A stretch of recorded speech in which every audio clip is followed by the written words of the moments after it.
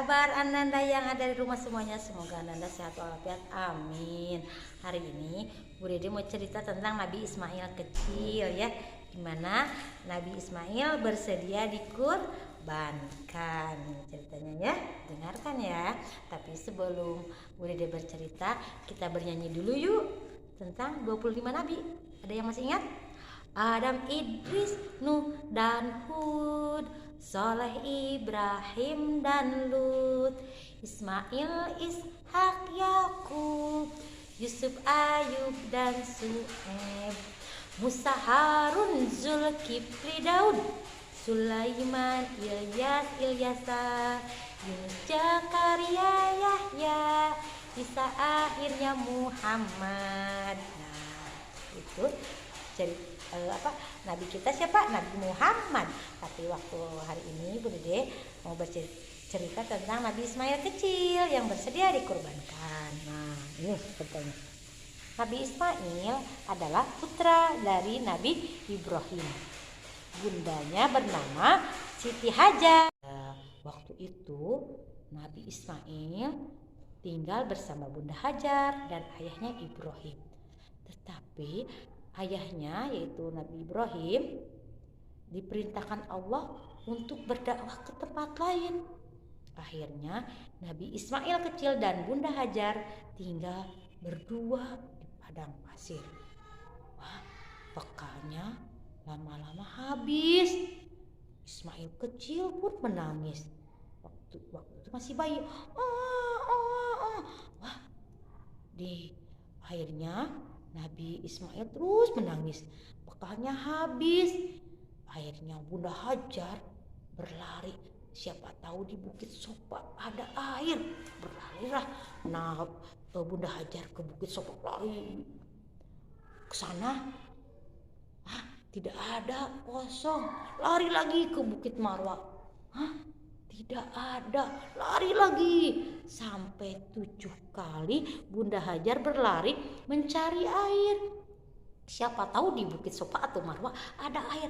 Ternyata tidak ada air. Akhirnya kelelahan, Bunda Hajar berduduk dekat Ismail kecil yang sedang menangis terus. Ya, betul masih bayi. Akhirnya tiba-tiba di kaki Ismail ada yang basah. Pipis Ismail ya. Pasti lihat bukan pipis Ismail, sepertinya tanahnya yang basah. Dibuka, dikorek, akhirnya digali sama si Bunda Hajar. Tiba-tiba airnya keluar dari tanah. Wah, alhamdulillah. Kalau kita mendapatkan sesuatu bilang apa? Alhamdulillah.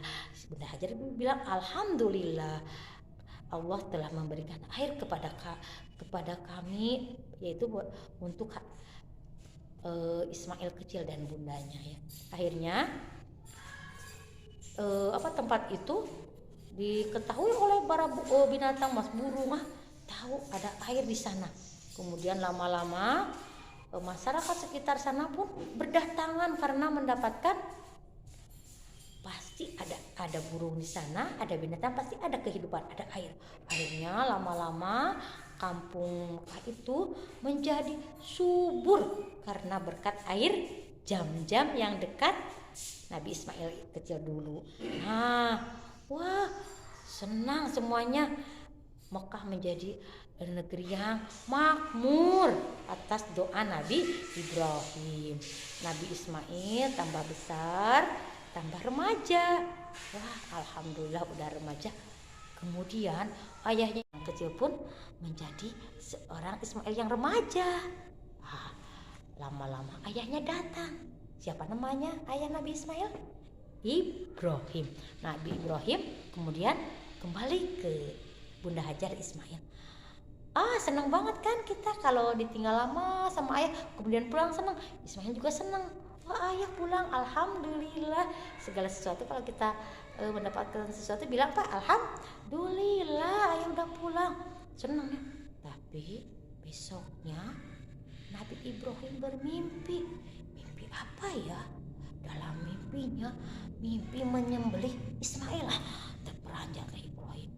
tidak diceritakan dulu karena kasihan baru juga berjumpa, harus diceritakan menyembelih Ismail. Kemudian besok juga bermimpi lagi. Wah, ini adalah bukan mimpi sembarang mimpi, ini adalah wahyu dari Allah untuk Nabi Ibrahim bahwa Ismail harus disembelih. Diceritakanlah ke Nabi Ismail, Ismail, ayah bermimpi terus-terusan menyembelih kamu. Gimana pendapat kamu? Kamu boleh menolak Ismail. Tapi Nabi Ismail seorang anak yang soleh, menurut kepada ayah bundanya. Anda juga sama ya, Anda yang di rumah soleh solehah ya, sama dengan Nabi Ismail yang soleh solehah. Ismail, apa ayah? Ayah bermimpi tadi malam, ayah bermimpi menyembelih kamu nak. Nabi Ismail tidak kaget. Gimana pendapatmu nak? Kalau itu menurut ayah bagus, adalah perintah Allah. Kalau itu adalah perintah Allah, laksanakan saja ya. Ayahnya sampai kagum, Ismail, kalau kamu pun menolak, ayah tidak akan laksanakan. Tidak ayah, laksanakan saja, itu adalah perintah Allah. Akhirnya besoknya dipersiapkanlah pisau yang tajam buat menyembelih Ismail ya. Setan tidak suka kalau Ismail disembelih menurut sama ayahnya. Dibisikinlah setan, dibisikinlah Ismail kecil itu sama setan, Ismail, jangan kau nuruti ayahmu, masa baru juga datang udah disuruh sembelih, jangan. Tapi Ismail tidak menghiraukan bujukan setan. Akhirnya dilemparilah batu yang terkenal sekarang lempar jumroh ya, itu yang mengusir bisikan setan itu ya. Akhirnya Ismail tetap teguh pendirian menurut kepada ayah bundanya, mau disembelih, siap-siap disembelih. Tiba-tiba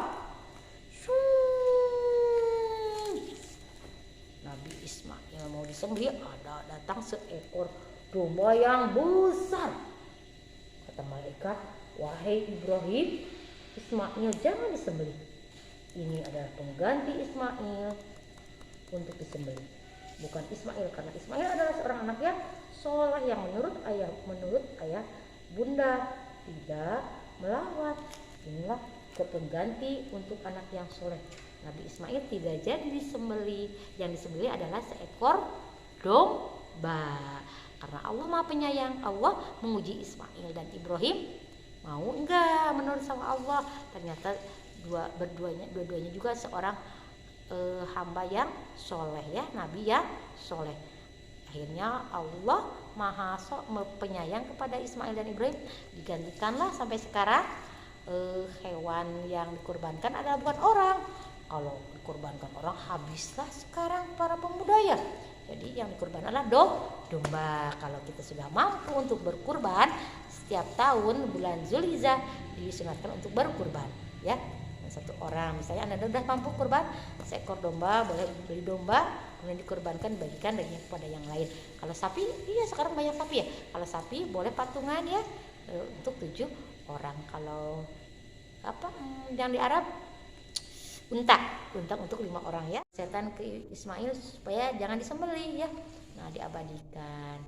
Ada yang pernah ke Mekah, ayah bundanya pasti ya, ada ya. Ada yang tahu nggak nyanyinya? Saya mau ke Mekah, berkeliling-keliling Ka'bah, sambil baca talbiyah dan wukuf di Arafah, sambil melempar jumroh ula wusta Aqabah, sa'i dari Safa ke Marwah. Allah Maha Penyayang, sayangnya tak terbilang. Allah Maha Pengasih, tak pernah pilih kasih. Allah yang Maha Tahu tanpa diberitahu. Allah, Allah, la ilaha illallah. Allah, Allah, la ilaha illallah. Yang boleh hafal, yang nyanyinya sudah hafal boleh voice ke guru-guru ya. Terima kasih semuanya. Assalamualaikum warahmatullahi wabarakatuh.